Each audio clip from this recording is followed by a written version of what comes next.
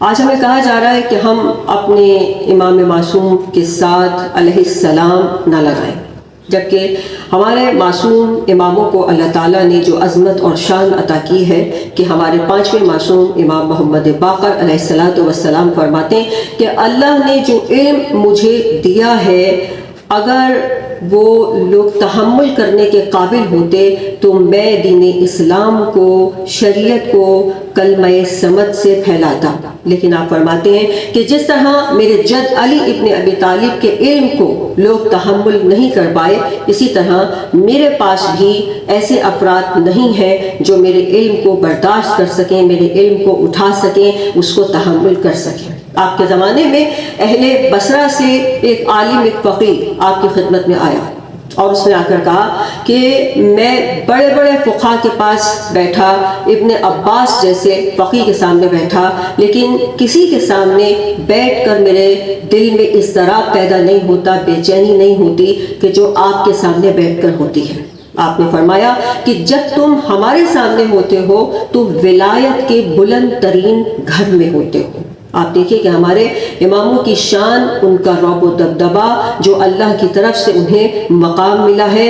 علامہ مجلسی فرماتے ہیں، روایت کرتے ہیں کہ جابر بن عبداللہ انصاری کہ جو منجھے ہوئے صحابی تھے، 7 معصوموں کا زمانہ جنہوں نے دیکھا، لیکن ایسا صحابی جب 5ویں معصوم کی خدمت میں پہنچے تو امامت کے رعب اور جلالت سے ان کا عالم یہ تھا کہ ان کے اعضاء کانپ رہے تھے اور سر کے بال سیدھے کھڑے ہو گئے۔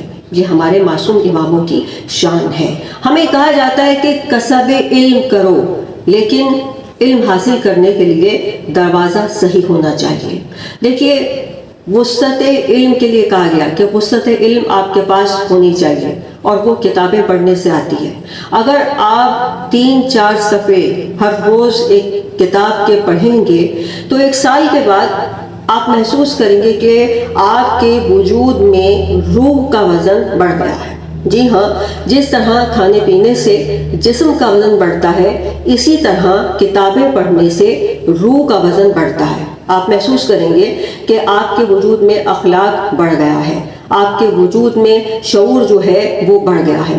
اس لیے کہا گیا کہ جو صاحب علم ہوتا ہے وہ اس درخت کی طرح سے ہوتا ہے جو پھلدار ہوتا ہے، جو دیکھنے میں بھی اچھا لگتا ہے اور اس سے لوگ فائدہ اٹھاتے ہیں۔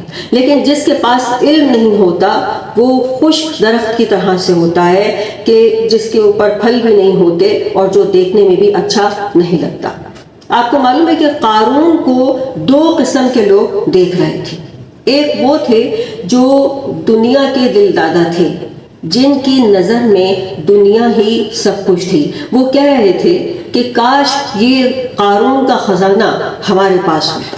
لیکن دوسری قسم کے لوگ وہ تھے کہ جن کے پاس علم تھا، حکمت تھی۔ وہ کہہ رہے تھے کہ ایمان اور عمل صالح سے بڑھ کر کوئی خیر نہیں، کیونکہ وہ جناب موسیٰ کے عصا کو دیکھ رہے تھے۔ آج یہ بات یاد رکھیے کہ ہمارے پاس علم حاصل کرنے کے لیے کہ جو سب سے بڑی کتاب ہے وہ قرآن مجید ہے، اور کہا گیا ہے کہ اگر اس کی ذرا سی تلاوت ہم اپنے روزمرہ زندگی میں شامل کر لیں تو ہمارے اندر امنیت پیدا ہو سکتی ہے۔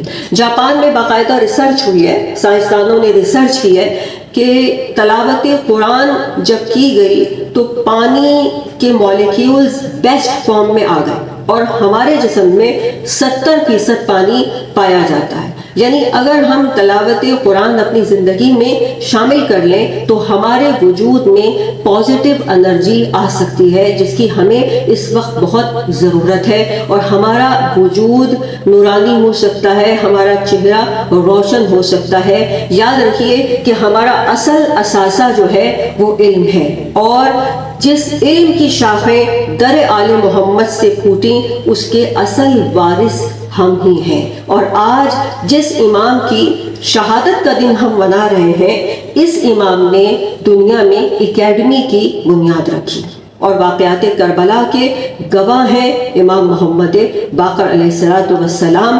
آپ کی آنکھوں کے سامنے آپ کے جد حسین کے لاشے پر گھوڑے دوڑائے گئے تھے۔